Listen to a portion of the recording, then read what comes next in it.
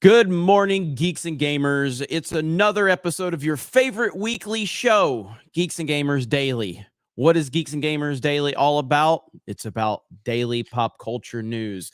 It's really hard to figure out. We need to make it less complicated. But we are here Monday through Friday, every day here on the main Geeks and Gamers channel. And I'm joined by my co-host, Ryan Kennel from RK Outpost. Hi, Ryan. Yes, Geeks and Gamers Daily is your favorite weekly stream. And at some point, we might have this 5-minute countdown we talked about. We did nothing to try to I play figure that out Fortnite. over the weekend. I play So, Fortnite. So I played yes. Fortnite for 6 So hours last eventually, night. we'll have this cool fucking 5-minute intro. Like we're gonna steal Pat McAfee's music, I think, for his countdown. I think that's the only logical thing we could do. Yep. And really, we've got the thing that we're probably going to start out today talking with is what we talked about on Friday when we first got those first numbers for Shazam, and it is pretty much exactly as predicted, and we'll get into that. Yeah, imagine that. Imagine that. You have a universe where you basically told the fans that nothing we're doing right now matters. It's all crap. We're going to get rid of the most popular person within the universe, but we're going to make a film based on the character that super popular person was playing. But all the other stuff that we're making and releasing doesn't matter. But please go see it. Spend your hard-earned money because hey, you care about these things, right? Even though we're telling you it doesn't matter if you care about them. What a complete shit show DC and Marvel are for different reasons at this point in time. Yeah, it's tough to tell. Like I try to think about it in my head, and we are so keyed into everything going on, and every single tweet James Gunn makes, there's an article written about it that we see, and like all this stuff. And I wonder to myself, how much is what James Gunn announced for the future of DC? How much does that really impact like the normal going audience? You know what I mean? Mhm. Like, is it really that much? Is it really enough that like normies are like, well, I heard a rumor that this thing might not connect to the things they're doing 2 years from now. So I'm going to skip this one at the box office. Is it really that? Like, is it really having that much of an impact? Or is it a culmination of so many of these things and how many times people have been burned by these superhero movies? Because Well, you can't pretend like people aren't going to the box office. Creed 3 smashed what people thought it was going to get opening weekend. Scream 6 smashed what people thought it was going to get. So you can't even pretend, sequel. People don't like sequels anymore. They clearly are still going to see sequels for franchises, but certainly not when it comes to DC and Marvel right now. yeah, I mean, I think it's a fair question to ask, like, how does it come to this? I mean, just like anything, like go back to Solo. I mean, Solo was a massive disaster, the first Star Wars movie to ever lose money. Was that because people like me and others were making Last Jedi videos about how bad Disney Star Wars was? Not really. Yeah. It really didn't. I mean, a very, very, very, when I say very small impact, maybe a small impact, but it was more about what we were highlighting were the displeasure that hardcore fans had saw within The Last Jedi. And then that was kind of bleeding into more casual fans. And then the normie fans kind of had the same idea where they just left the theater. They weren't mad, they weren't angry, but they just were like, "That's weird. Star Wars isn't what it used to be. I don't really care to take my kids or family to see any more Star Wars."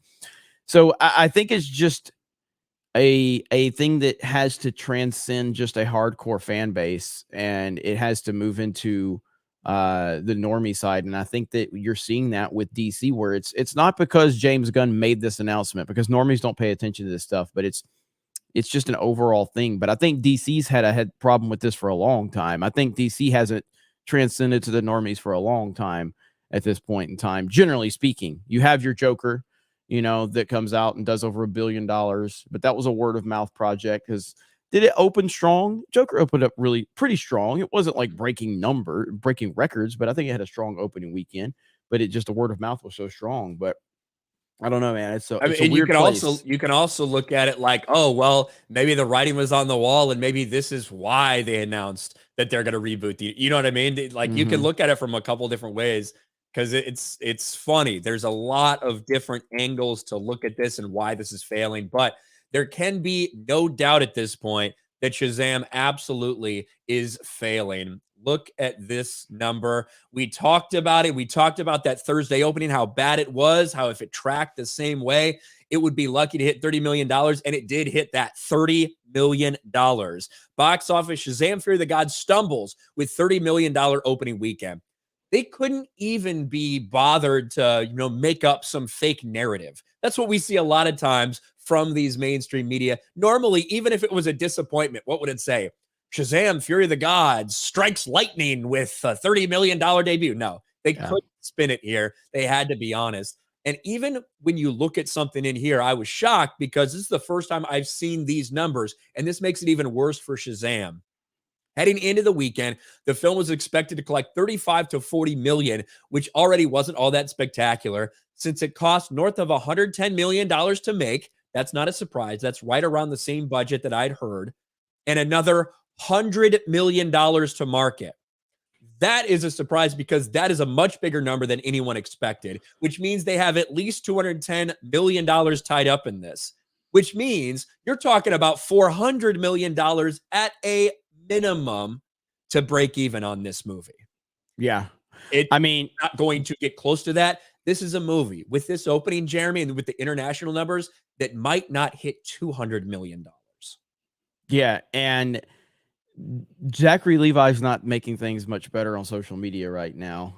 I know he's trying to, I know he's trying to justify a lot of this, but this movie is a massive flop. This isn't even a questionable flop at this point in time. This is a massive flop, a big time embarrassment. And again, I think that this, if we're gonna blame one single person for this, Ryan, who is it? I think it's fair to say it's James Gunn's fault. I don't know. Like we talked about this a little before. I don't know how much the normal going audience is like, oh, well, James Gunn made an announcement that they may or may not be removing some of these characters that we don't know who's going to be there going forward. So I'm not going to go bother to see this movie. I don't know if that's the case because look at something like Black Adam. Black Adam happened before this entire James Gunn takeover. That is a movie that cost $200 million. That was a $200 million budget, much bigger flick. Had Henry Cavill returning as Superman, had The Rock as Black Adam. That movie couldn't hit $400 million. That movie lost over $100 million for Warner Brothers. So it's not like this is just a shocking thing ever since they announced that. I feel like the writing has been on the wall. That is So fair. there's no doubt it had an impact on the super hardcore people, but I'm not sure how much normal going audiences that affects. And it's not even just this domestic number because we talked about the domestic number and how far off this opening is from the original Shazam. $30 million and this opening compared to Shazam's opening weekend box office, which was $53 million domestically. That's not the worst part of this thing because if you look, it only made $35 million internationally. Compare that to this article back from 2019, Jeremy, when it opened, when the first Shazam opened, it made $102 million internationally its opening weekend for a global opening of 180 or $158 million. It's now $100 million behind that number after just the opening weekend. And it's only going to get worse. It made less than Morbius did its opening weekend, which was a complete and total failure. It's every way you look at it. It made less in its opening weekend than Birds of Prey, which is a movie that barely cracked $200 million. And that was a monumentally bad movie. As I talked about when I covered it. I mean, it wasn't even because it was woke. It was just an objectively bad movie. So when you're trailing behind Birds of Prey, you got a serious problem. I think it's fair to say we're not getting any more Zachary Levi Shazam. Do you think so? I think that's fair to say. I think it's probably fair to say. That's what David Sandberg, the director, said. He says, listen, we don't know. We've been told that it doesn't necessarily not go with James Gunn's plans. But if nobody goes to see this, then you're probably not going to see any more of it. And certainly no one's going to see it. To be fair, the people that have gone to see it, although they're not sitting there pretending like it's a great movie, they said it's probably better than Ant-Man and the Wasp: Quantumania. It's probably better than most Marvel things that are out these days, but it's nothing to write home about. But right now, there is no intensity. There is no push for anybody. There is no normies that are getting driven to these things. It's getting outpolled by Creed 3. It's getting outpolled by Scream 6. And this is another DC disaster, maybe the worst one we've ever seen. And they can't really afford for these things to happen. But I guess that's why you're rebooting the universe anyway.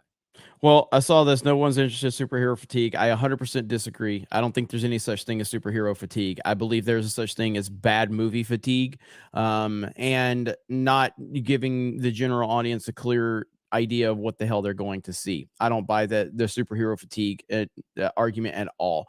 If there was superhero fatigue, you wouldn't have saw Spider-Man No Way Home, shatter all types of records and blow the box office out of the water. So no, there's a bad movie fatigue, but not superhero fatigue, not even close. And this one right here, I bet they miss the Snyderverse now.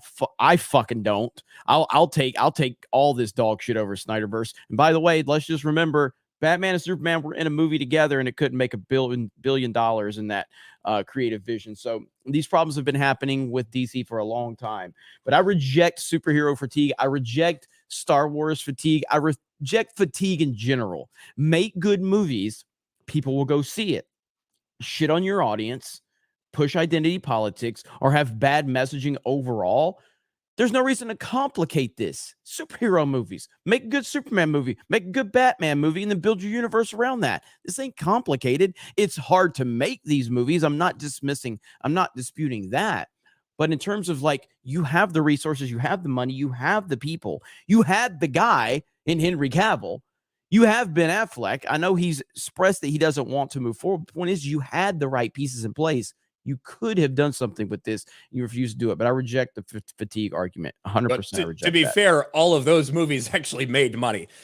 So like the state DC's at right now with these last two movies losing a significant amount of money, it's tough to really quantify the failures of Wonder Woman 1984 and The Suicide Squad because they released on HBO Max on the same day in theaters.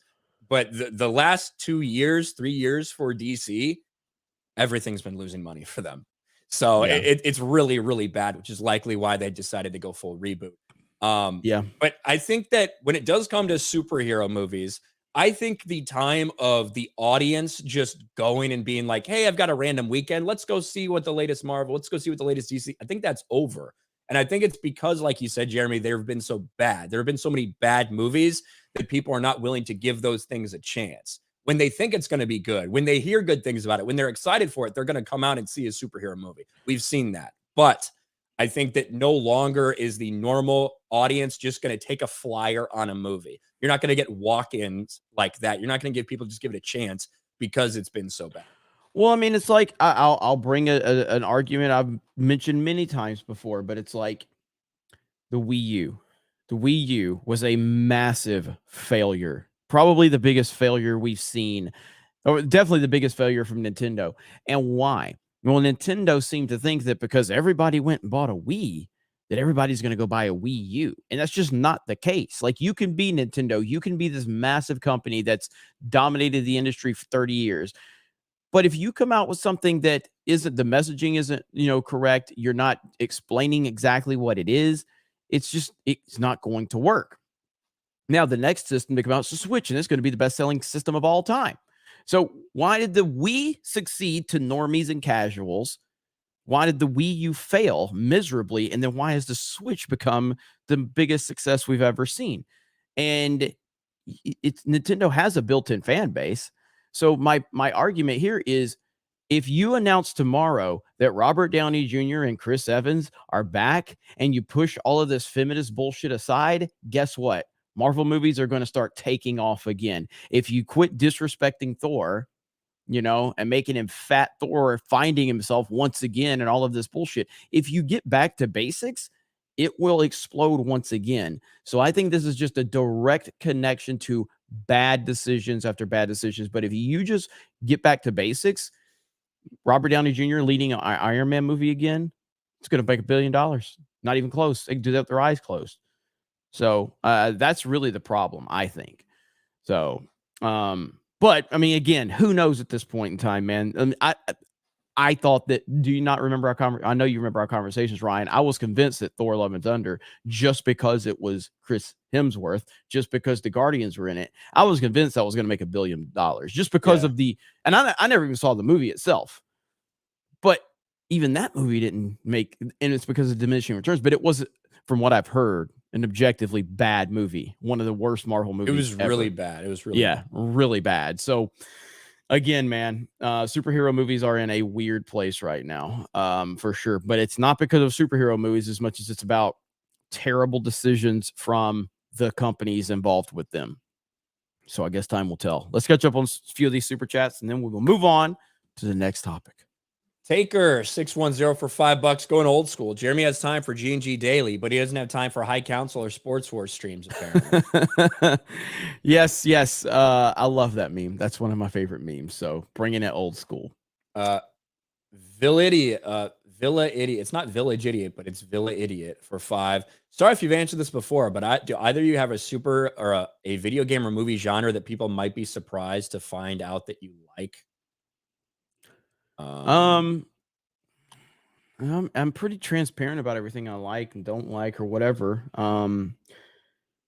Yeah, I mean, people will always get shocked when I start naming off all this hood movies from back in the day that I know and love, because Twitter's decided I'm a racist who hates anything with black people in it. But not really. I don't think there's anything anybody be surprised about, generally speaking, because I'm pretty transparent about what I like and don't like. So Ryan likes. Never mind, I was gonna make a joke, but Ryan, I was gonna say Ryan likes gay porn, but anyway. Well, the chat already said that, so but not really. I mean, I don't really like a ton. So pretty much all the stuff I like, I've pretty much said. I don't like horror stuff. Like I do think it was surprised when were such a big Pokemon fan, though. I think that's now people know Pokemon? it now. Yeah, People yeah. know it now, but it was surprising to even me, you know. So yeah, well, I had a fucking Game Boy in 1998 or 1999 or whatever. So of course I played Pokemon. And yeah, I do really like the Pokemon franchise. That's the only anime that I've probably watched all of, if you can count it as an anime. yeah. Real quick, we were going to mention this at the end of the show, but yes, today is Uche's birthday. I believe he would have been 39 today. So we were gonna, yeah. So I saw a few people mention it in the chat already. So instead of waiting to the end of the show, we'll go ahead and mention it now. But rest in peace to Uche. Obviously, we lost him a few months ago. Way too young, and just think about him on this day. It would have been his 39th birthday, I believe, is what he would have been today. So rest in peace to Big Ooch. Gung Ho Max says Jeremy has Fortnite and Culver's fatigue. Never. Teeny Bopper for $10. Ryan, you're a madman running 3 channels. It's okay to sleep. I don't know which channels you're talking about. Jeremy, don't get down on yourself for not streaming as much. You're working behind the scenes. Love this format. Keep up the great work. Thank you. Yeah, well, unfortunately, that's and I've discussed that on Cobra Cast a lot. But yeah, I'm at this point now where I'm streaming 3 and 4 times a day now at this point. But it's going well. They're all doing really good. So, but there was a time about two-year period where I didn't stream as much, but I'm pretty happy with the progress we're making for sure. West Britannicus for 5. The DCU is dead on arrival. People are sick of superheroes. They'll be even sicker of them in 2 years. The stagnation of entertainment is awful. Yeah, I saw some people saying like, "Oh, like DC needs to do something fast." It's like nothing's gonna happen fast. Like they're not all that DC has in the books is what's happening the rest of the year. Other than that, you're not going to see anything for like 2 or 3 fucking years. That's wild, man. Like that's how long it's going to take to, to get out Superman Legacy or whatever the fuck. That's at a minimum 2 years away and probably more. Yeah, I can't foresee that project not getting delayed, considering how big it is. And man, it's just wild, because what we have seen you can actually hurt something significantly that transcends, all types of fandom, and that's Star Wars. I mean, who would have thought that you would get to a point where Star Wars movies were irrelevant as a franchise? Now, Disney has done significant damage to Star Wars that I don't think has even been done to DC. Plus, that's all one main line. So it's not like you can just reboot the story, in Star Wars. So it's all one main line. But if they screw up Superman, I have to question where they're going to go moving forward. They're already seeing diminishing returns across the board. Not quite as bad as Marvel, but that's because they didn't see the heights of Marvel either. Yeah, I don't know. But Like this is we haven't seen a Marvel movie like Shazam 2. We haven't seen a Marvel movie like that since I don't know what Incredible Hulk made. You're talking about fucking like 13 years ago or something.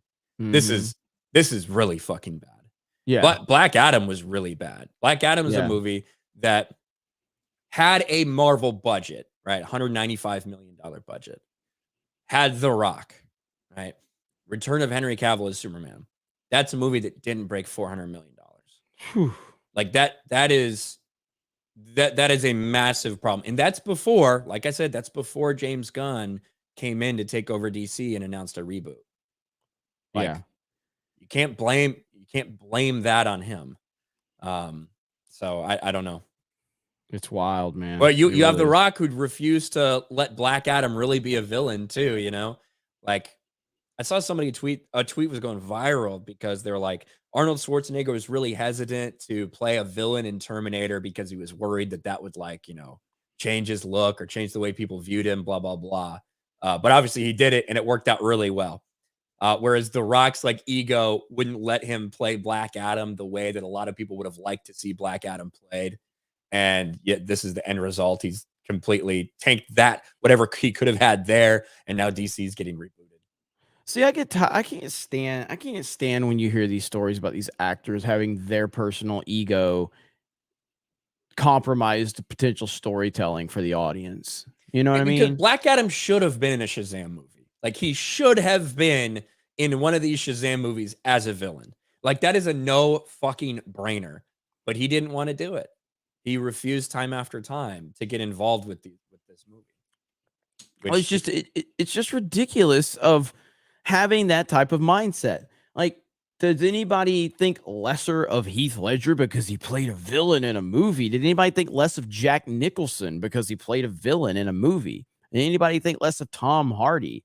You know what I mean? Did anybody think less of anybody that's played a villain that's been remembered in like in a great performance? Like, it's such a dumb take. It's the same thing. I remember John Cena all those years back in wrestling. This is what I think ruined wrestling was John Cena's inability to want to pull the heel card when he was clearly being booed by 50% of the audience. And he didn't want, I'm a good guy.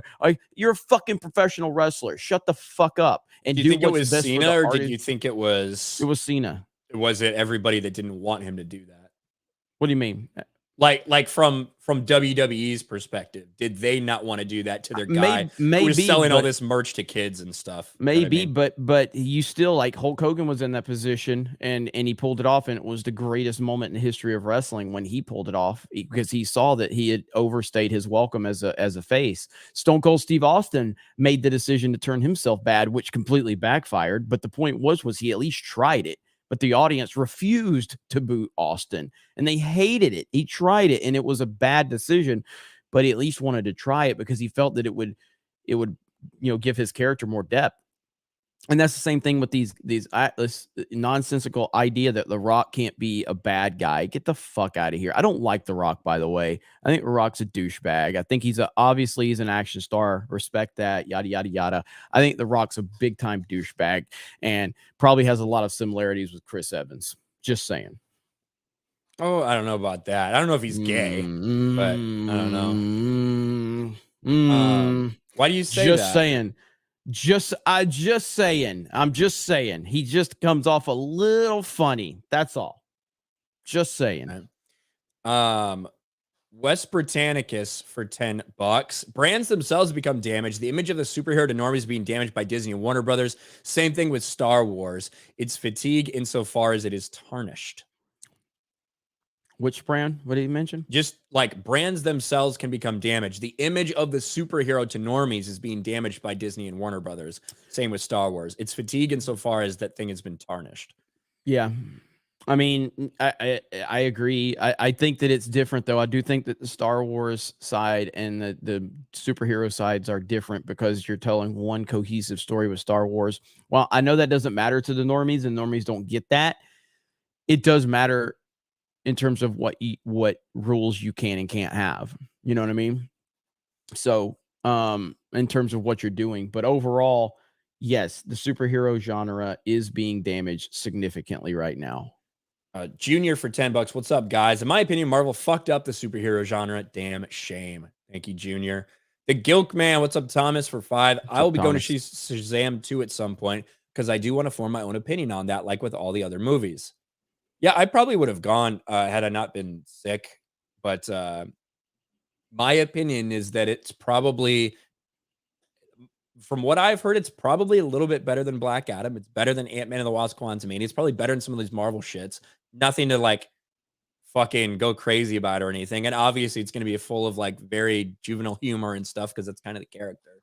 But there's just nobody interested in going. Yeah.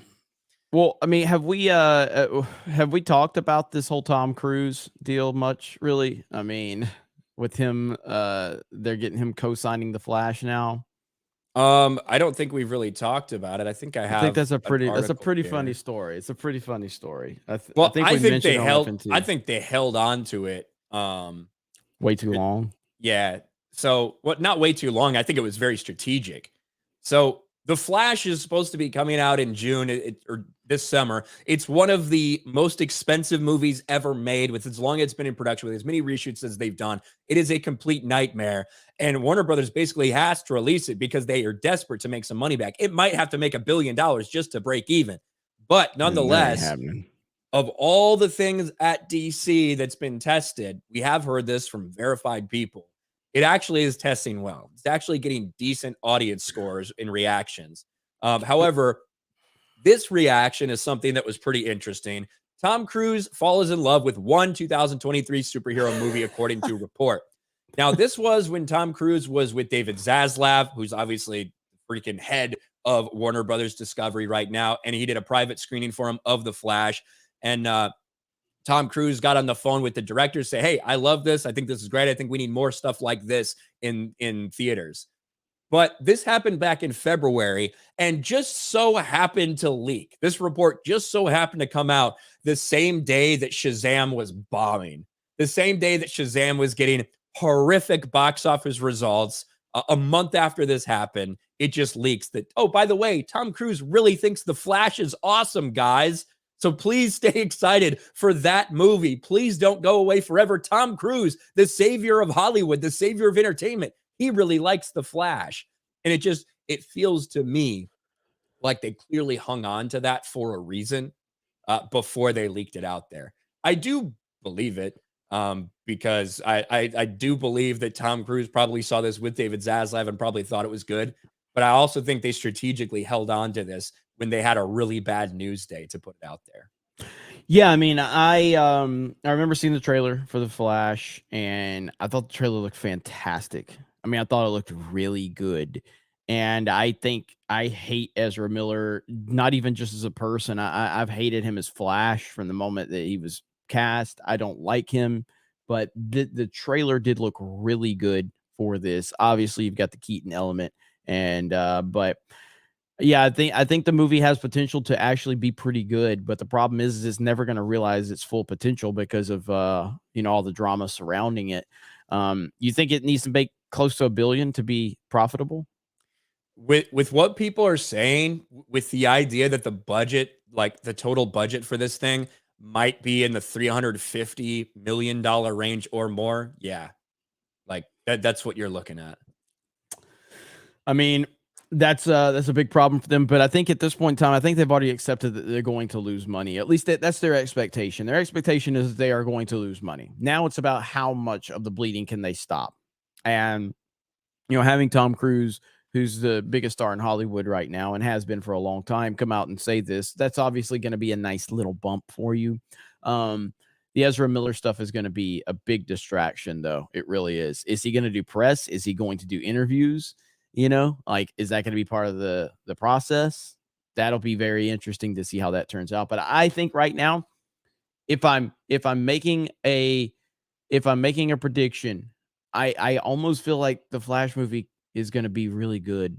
I think it's going to be really good based on the trailers so far. I think that there's some people that are really going to love it, and I think there's some people that are going to despise it. And there's good reason to despise it because you're taking a story in Flashpoint that is a really well-respected story that a lot of people got really into, and you're really bastardizing it.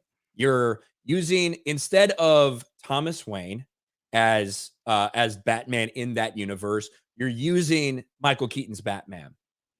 The reason why you're doing that is obvious, right? It's because you want to get people back there with the Michael Keaton stuff. And a lot of people, when they saw Keaton, they fucking are like, holy shit, this is awesome. I love this. I remember this. I want to see this.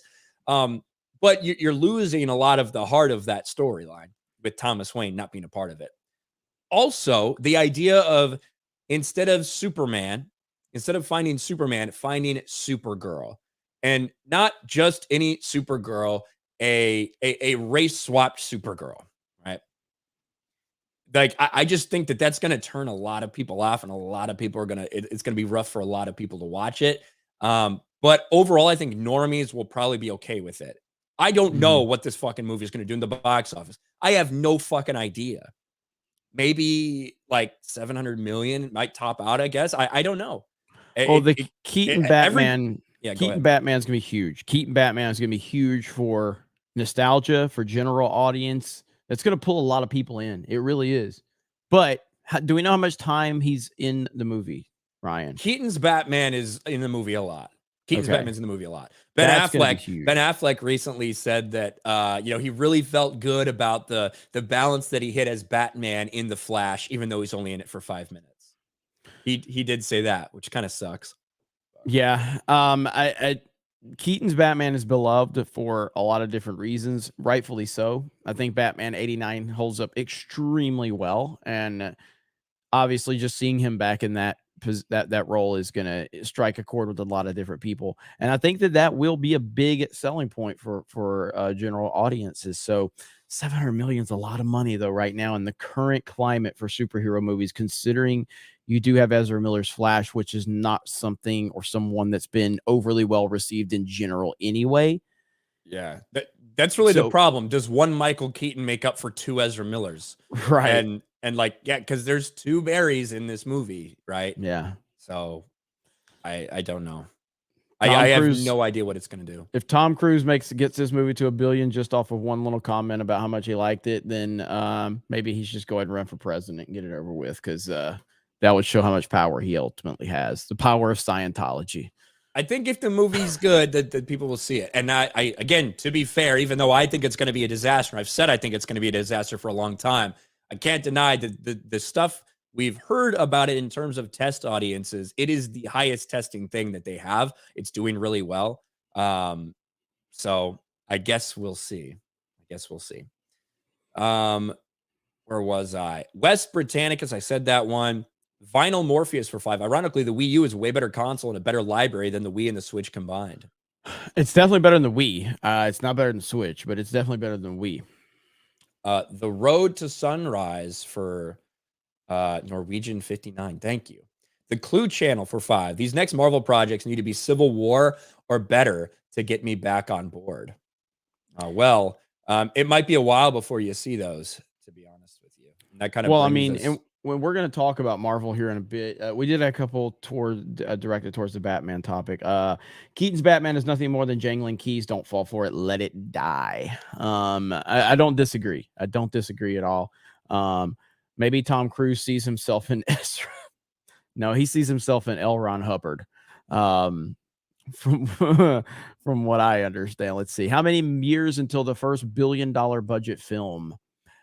If it happens in our lifetime, I'm pretty sure James Cameron will be the one to pull it off. What was the budget for Avatar 2? Like $350 million or something. Plus with the advertising. Yeah. So we're looking at like 7. Well, in terms of budget, right. Budget is budget. Marketing's a separate thing. So it is, but it isn't. At the end of the day, it's still part of like what the film has to recoup. You know what I mean? Sure. But I think that question is probably first $1 billion budget film is probably in reference to like production budget, which we usually see. Okay. Then we're way away if it's just budget. I think it's a long way away. Yeah. Maybe the comic book brand is suffering fatigue. I haven't watched Star Wars or superheroes in a long time, and for some reason, I am looking forward to Teenage Kraken DreamWorks' next movie. I haven't even seen a trailer for that. I watched a trailer for that yesterday. Doesn't look like it's for me. I will just put it that way. It's not made for you. It's not made for me. Ryan, I thought RK Outpost, Patriot Outpost, Sports Force, all your channels. Jeremy, glad you're able They to stream are. more. I'll check those others out. He's right. That's why I was questioning it when you're like, I don't know about that. I'm like, yeah, you Well, have I three just don't. channels. I barely do anything on Patriot Outpost right now because I just got mostly because I don't feel good. But Yeah. yes, I do run Sports Wars. That's true. So. Yeah. On the contrary, Jeremy, cohesive is not a fair way to describe Star Wars storytelling these days. That's true. Maybe not ever. Maybe not ever. But we will see. All right. Next topic, Ryan. Yeah, well, the super chatter brought up Marvel, and it might be a while before you see some of these things that Marvel has been teasing. It wasn't that long ago when we got the plan for Phase 5. I think it was back in October of last year, late September, early October of 2022, where we got the reveal that Phase 4 was ending, that Phase 5 was beginning, and you got Ant-Man, Quantumania, Guardians of the Galaxy, but you also have all these Disney Plus things. Secret Invasion, spring of 2023. That's right around the corner. Echo, summer of 2023. Loki, summer of 2023. You had all of these release windows. Well, after Bob Iger's recent comments following the flop that was Ant-Man and the Wasp Quantumania will not reach $500 million worldwide, will lose a lot of money for Disney. Bob Iger said, you know what? Maybe we need to think about the quality instead of the quantity of what we're doing. And what do you know? Not long after, Disney Plus removes MCU Phase 5 release windows, signaling big delays. So all of these things that they told us when they were coming out for Phase 5 just a few months ago have had all of their release windows removed. Now they all just say coming soon. So you're talking about Secret Invasion. You're talking about Loki. You're talking about basically everything on this list has now had its release window removed, as Disney desperately tries to come up with a strategy to stop these disappointments from Marvel. And what was the plan? Do you remember the original plan, Jeremy, when they launched Disney Plus? They wanted something new from Marvel coming out every single week. Mm-hmm. Now, whether that was a movie that got released on the platform, whether that was an episode of TV, whether that was a behind the scenes look at something, they wanted something MCU every single week. What's been the result? Well, they've lost just $2.5 billion on Disney Plus in the last 6 months. It's not working out that well. They're not getting this return on their investment. And now, with the pushback that they're having from the audience, who are just not interested in a lot of this shit from Marvel, they're almost having to, it feels like they're going back and they're trying to find a way to save these things that have been done for a long time, that have been ready to come out for a long time. Whether save it in the editing room, whether leave a gap in there because they realize people are sick and tired of it. This is not good news for Marvel. No, these things are not special anymore. And everything that Disney and Star Wars are doing right now is proving the fans right.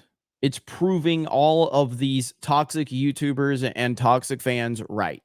We have been telling you that you were destroying these properties, you were destroying these brands. This is what the fans wanted to see. And you decided, no, we're telling you what you want to see. We don't care what you think because we know better than you. And Marvel has found themselves like, go back to that list right there of films, the upcoming slate. Mm-hmm. This is not good. Nothing about this is good. This has identity politics and nonsense written all over it. Look at this. You take a step back, and as a normie, what would a normie respond to? Guardians of the Galaxy and maybe Captain America, until you realize it ain't really Captain America. And maybe Daredevil. Maybe like Daredevil until they realize that it's going to be a cucked version of Daredevil. But yeah. Right. I mean, nothing here is going to connect to the normies. Nothing except for Guardians. That's it. And everything else is tainted or ruined or irrelevant.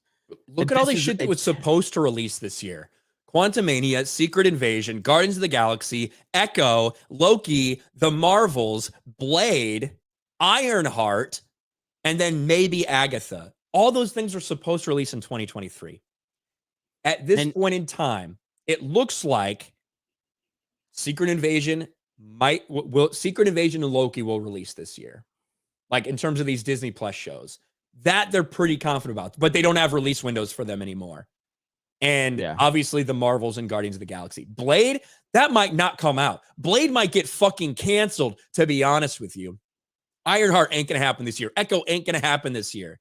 Like, they're pushing all of these things massively. The Marvels might not happen this year. I think that will. I don't know if they can move that release date again. That'd be pretty embarrassing. But yes, but the MCU's in a terrible place right now. There's nothing to look forward to. There's nothing to sit there and go, this is where we're going to get back on track. Again, I think Guardians is the one outlier here, but there's nothing about the Guardians franchise that moves the universe forward. You know what I mean? It's not something that it's not an Avengers type of movie. It's not a Civil War type of movie. So it's not centered around Guardians. So the Guardians movie will be a one-off. Again, I still don't know how to gauge that movie. I'm a big fan of both the first two Guardians movies and the holiday special. I think that's going to be a movie that does well. Will it make $1 billion? Probably not. No Guardians movies made $1 billion, even though they've both done really well. But that's not something that moves the universe forward. It's a very much a one-off. So they're just in a bad way completely. And they're kind of doing everything that the fans told you should have done. And this is what happens when you push into identity politics and you've designed your whole entire universe around characters and agenda-driven nonsense that no one cares about. Nobody except for blue-haired whales on Twitter. That's it. So Marvel's they're in awful position right now. And the fact that we still think that they're in better shape than DC and Star Wars says everything. And that's just by default. But I think it's going to be a really bad few years for the Marvel Cinematic Universe. And I think that they're going to have to do something desperate to get things back on track. This is not going to fix itself. It's not.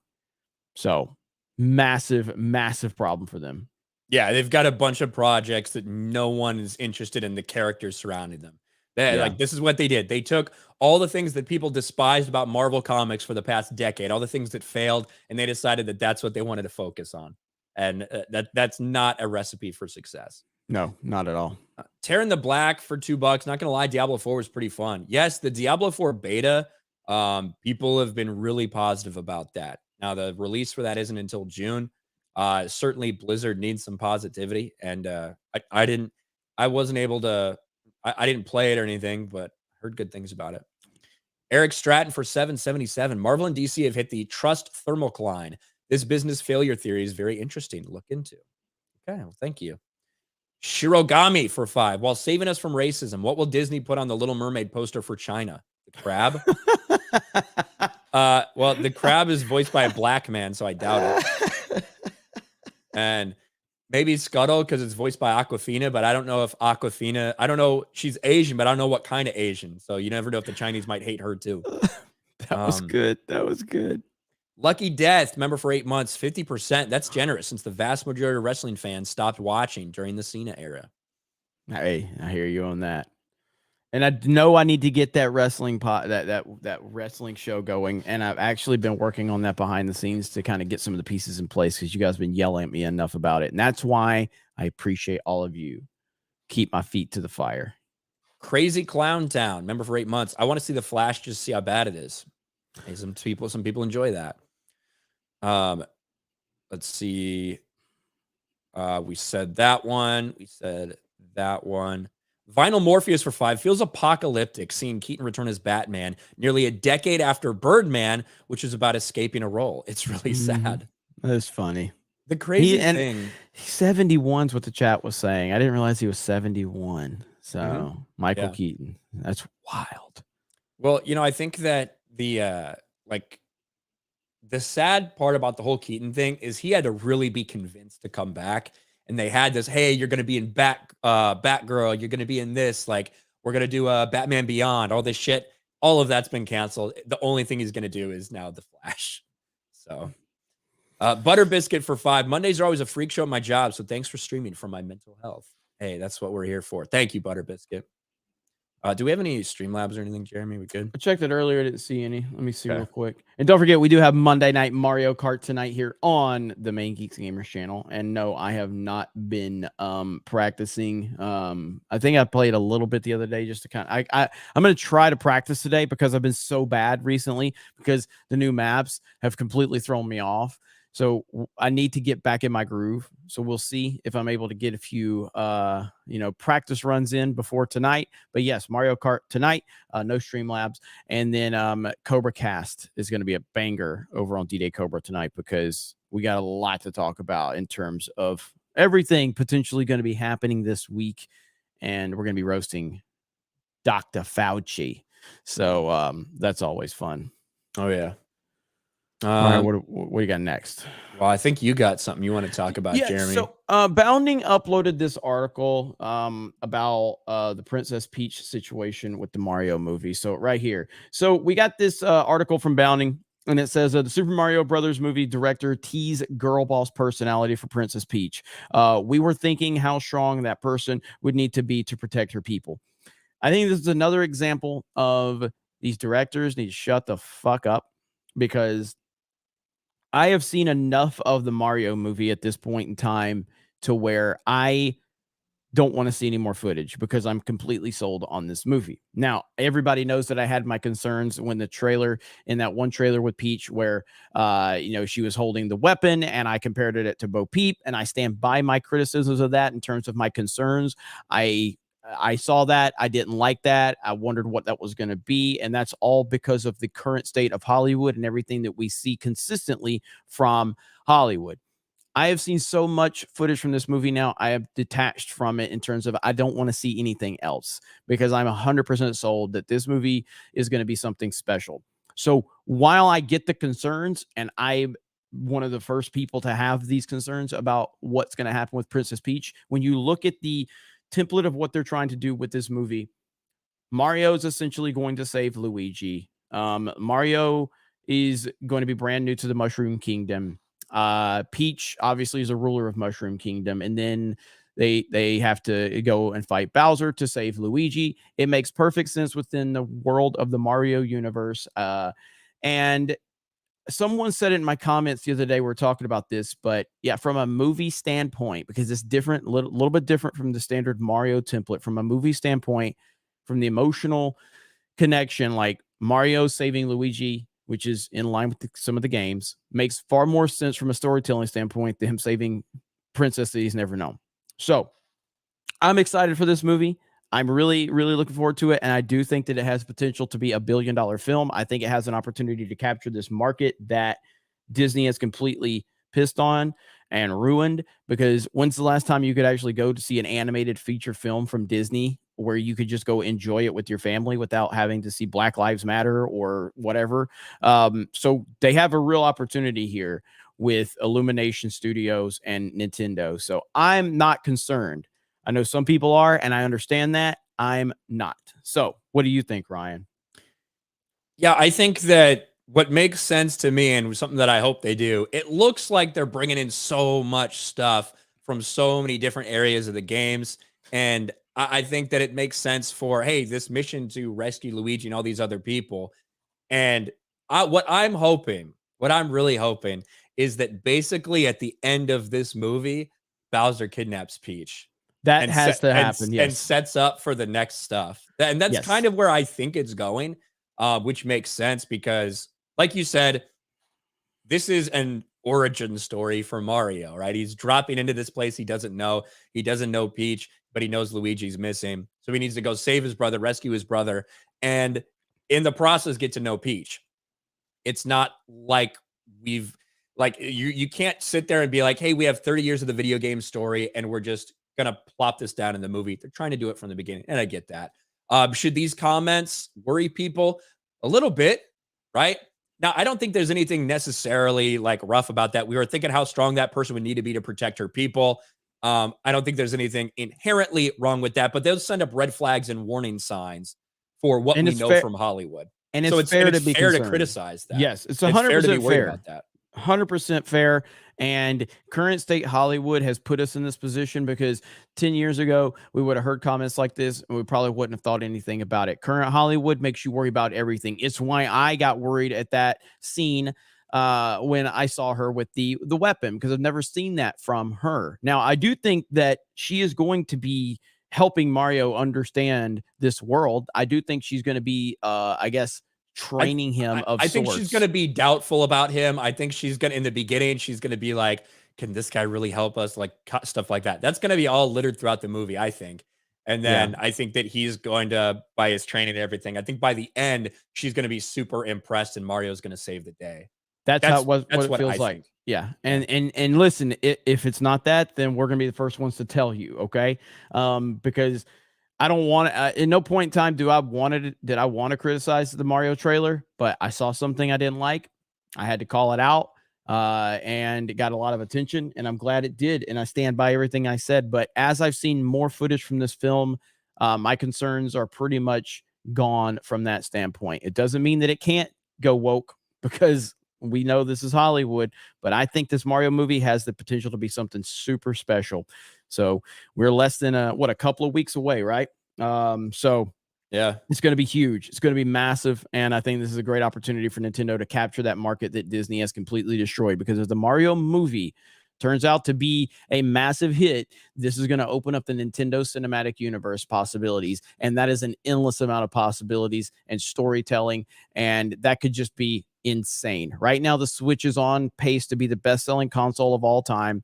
The software for the Switch selling like we've never seen software sell for Nintendo. Nintendo has never been in a better position than they are as a company right now in terms of their overall reach. So if they can stick the landing with this movie and open up the Nintendo Cinematic Universe and get us to a point where we get a Star Fox movie, a Zelda movie, an Give me a F-Zero Star Fox movie, movie. so a Donkey Kong movie. Like, holy shit, man. I mean, Ryan really wants an Animal Crossing Yeah, movie. I don't give a So, fuck about most of the stuff you yeah. mentioned. A Star Fox movie would be awesome. I would love that. Ryan wants an Animal Crossing movie. I'm just telling you guys. But yeah, Super Smash Bros. Movie. Like, it's just crazy.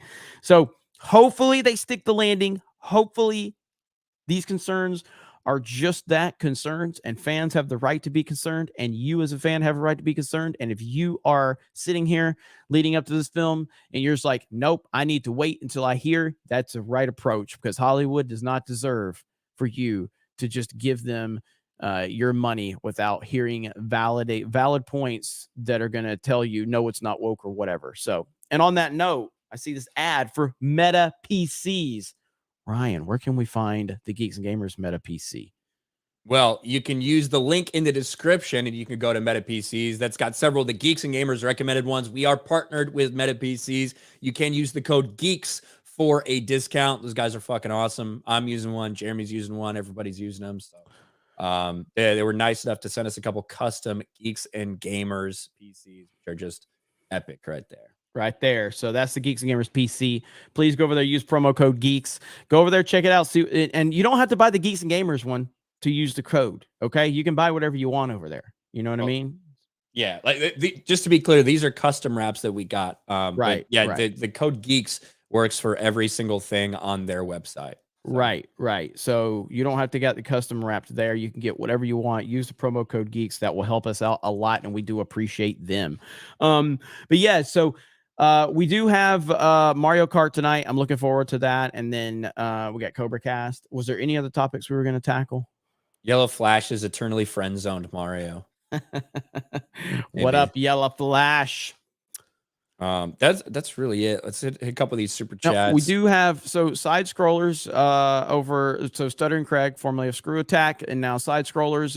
We're gonna have him on Tuesday night's main event tomorrow, and they're getting ready to go live here in about 10 minutes, 5 or 10 minutes. So if you guys want to check them out, you can. And we're gonna have Stuttering Craig on tomorrow for Tuesday night's main event. So that's gonna be really awesome. Oh, so if you guys have any questions, MegaCon. Yes, we will Orlando be at MegaCon, April 1st, Saturday, 2:30 p.m. We're going to be doing a panel. So please come see us at Orlando MegaCon. That'll be a blast. Yeah, I'm looking forward to that. So we're going to have the panel. The whole crew's going to be there. We're looking forward to meeting all of you guys. And, Ryan wanted to charge people to meet him because he's such a big deal. But I just paid for all of it for you. So, you don't have to worry about it. So... Go. If Ryan has to smile in public, it feels like it's gonna kill him. So he's not really looking forward to the smiling part. I don't want to do that. He never smiles. Let's see. Truth Hurts. How about it for $10? How about a superhero called Pronouns and has whatever powers Zer feels like having at the time, who's always right about everything and lives with no consequences for poor choices? There you go. A Knight for 2. I wonder if Ariel will grow 3 legs. Well, then they can make her really diverse. Patrick Milner for 2. I think Alt Barry Allen's actually Reverse Flash. I think there's a good possibility. Gremlin for 20 says, I heard a small rumor if Mario movie does well, Super Punch Out and Zelda are next. Can be wrong, but great. Yeah, I mean, there's just like even a Super Punch Out movie would actually be fucking cool as hell. Like you can make a story based around Little Mac, dude. That would be amazing. So, yeah, I mean, seriously, this Nintendo situation, if Mario is successful, this could be a game changer. And I don't think that it's wise to put your faith in any company blindly for sure. I think that Nintendo, especially, especially Nintendo Japan, like they're not into the nonsense at all. They're not into the identity politics and BS and all that. I'm sure Nintendo of America is much more inclined to jump into some of that stuff. Kind of, we saw them with the BLM bullshit back when literally every company on the planet had to do that or they were going to get called a racist. But Nintendo, from a storytelling standpoint, from a gameplay standpoint, from their character standpoints, they have not gotten into any of this stuff. So we'll see. I think that this could be a huge, huge moment for Nintendo if they're able to make this film successful. So, Boney Joseph, did you guys see how Apple's new climate change show, Extrapolations, is thrashed by critics and audiences, even with A-list stars? Love the last FNT. I didn't see that, but I thank haven't you for seen letting us that. know, Boney Joseph. Yellow Flesh says, I can't believe Nintendo would let them ruin Mario. They keep a tight handle on their stuff. They do. And that's why I think that's why I said Nintendo, the best things about Nintendo is also the worst things about them. So Nintendo doesn't listen to shit. So that means Nintendo could come up with stupid ass policies where they strike YouTube channels just for playing gameplay. Their Nintendo partner program, where if you enroll in their program, then you can stream games, but then Nintendo still takes like a certain percentage. They've moved past these policies, but these were policies that they enacted because they were so tone deaf, so nonsensical. But at the same time, they also don't listen to all of the screeching weirdos on Twitter. They don't listen to any of this stuff. So that's the thing we love about them is the thing we hate about them. So we will see. Illumination, I think, has a pretty good track record, all in all, over the past couple of years of movies as well. So we'll see. I'm interested to see what the budget is. I haven't seen any reported budget yet for that. Obviously, for their like Minion movies and stuff, it's pretty low, like comparatively. You're talking like 90, $100 million range as compared to all the Disney stuff. This looks like budget's probably going to be amped up a little bit for it, but we'll see. Retro Respawn for 5. Nintendo's worst failure was the Virtual Boy in the mid 90s, sold way below $1 million. I definitely would agree that was from just a actual number standpoint, but when you look at the expectations with the Wii to the Wii U is their biggest failure to date because of you don't go from 100 million units to less than what was it? 30? They sold like 30 million Wii U's or something like that. And then now you're back up to the Switch that's going to move 150 million when it's all said and done. The Wii U is a catastrophic disaster for Nintendo. Now, I love the system. I loved this. I bought it day one. I loved the Wii U, but it was a massive disaster. Massive. Legendary. So, I mean, yeah, sheer numbers, yeah, the Virtual Boy, which I have a Virtual Boy, but Virtual Boy was terrible. Cap America for $10. Earthbound trilogy. Whew. That would be crazy. Kizzy for 5. I don't worship celebrities, but if I did, Lance Reddick would be high on the list. John Wick 4 comes out on the 24th. R.I.P. Lance. Charon's my favorite. Yes, that's probably going to be his last movie, I guess. I don't know if he's filmed anything else, but yeah, Lance Reddick passed away on Friday. It's unfortunate that the last big TV thing he was in was that Resident Evil failure. But yeah, pretty sudden passing. I just looked at the Wii U numbers.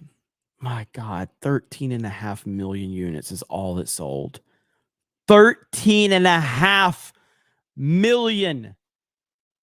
That is so bad. That is like 13% of the Wii. How much did the GameCube sell? Like, I think that's what I was 30? thinking of.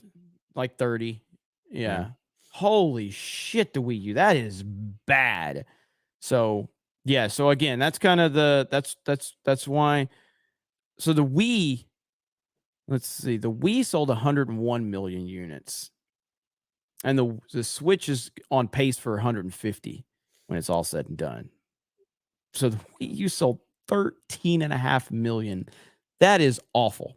So that's what I mean by the fact that it's the biggest flop I think we've ever seen when you bring expectations, budgets, and all of that. Nintendo had to lose their ass so much on this. So anyway, neither here nor there. All right, but that's all we got for today. Jeremy, anything else?